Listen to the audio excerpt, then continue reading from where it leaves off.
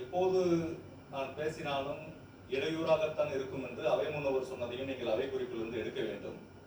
நான் இது 3வது முறையாக சட்டமன்ற உறுப்பினராகவும் ஏற்கனவே 2 முறை 25வது வருடத்தில் மதுரை சட்டக்கல்லூரியிலே படித்து முடித்து விட்டு வந்ததற்கு பிறகு 25 ஆண்டு காலம் 27 ஆண்டு காலம் தொடர்ந்து இந்த மக்கள் பிரதிநிதியாக பணியாற்றுகிறேன். 5 ஆண்டு காலம் ஒன்றிய குழுவினுடைய தலைவராக பணி செய்திருக்கிறேன். அதே தொகுதியிலே அதே இடத்தில் தான் நான் தேர்தலில் நின்றிருக்கிறேன். நின்ற தேர்தல்கள் அத்தனையும் நான் வென்றிருக்கிறேன். நான் ஒன்றை மட்டும் அவர்களுக்கு நான் சொல்லிக்கொள்ள கடமைப்பட்டிருக்கிறேன். எங்கள் விளாத்திக்குளம் தொகுதி தூத்துக்குடி மாவட்டத்தில் 35% எல்லையை கொண்டிருக்கிற பகுதி, 35% நிலப்பரப்பு அங்கு இருக்கிறது. 143 கிராம பஞ்சாயத்துகள், 500 ஹேம்லெட் வில்லேஜ்கள், 3 பேரூராட்சி என்று ஒரு பெரிய நிலப்பரப்புக்கு சொந்தமான அந்த விளாத்திக்குளம் தொகுதி.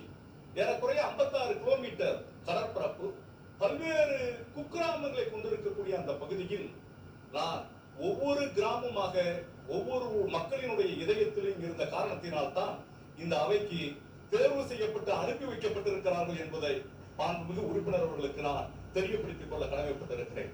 அதனால இந்த திட்டம், இந்த வீட்டு வசதி துறை, இந்த மானிய கோரிக்கையில பேசுவதற்கு முன்பு இங்க இருக்கக்கூடிய சட்டமன்ற உறுப்பினர்கள், மாடத்தில் இருக்கிறவர்கள், என் விளாத்திக்குளம் தொகுதியில் இருக்கக்கூடிய அன்புக்குரிய வாக்காளர் பெருமக்கள், எங்கள் கழகத்தினுடைய உறுப்பினர்கள் அத்தனை பேருக்கு என்னுடைய மனமார்ந்த வணக்கத்தை தெரிவித்துக் கொண்டு, வீட்டு வசதி துறை என்பது, நகர்ப்புற வளர்ச்சித்துறை என்பது இன்று நேற்று உருவாக்கப்பட்ட ஒரு துறை அல்ல.